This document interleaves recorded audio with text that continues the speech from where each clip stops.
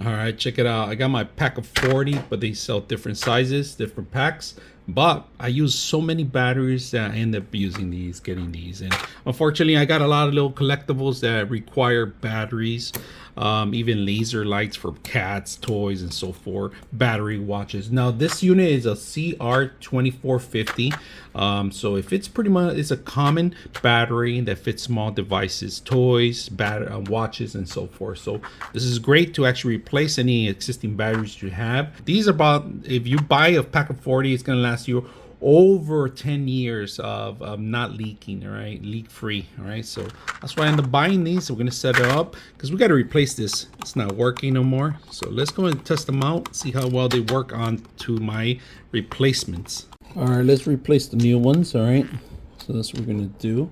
And these are positive on the bottom, positive on the top, I'm sorry. So positive on the top. And this is going to be a tough one, but push it down. There it goes. All right, we just set it up. If you guys can see, these are the old ones. They didn't last that long. If you guys can see that, these are the old ones. This is the new ones. And you push the button. It works. So very simple. I like it.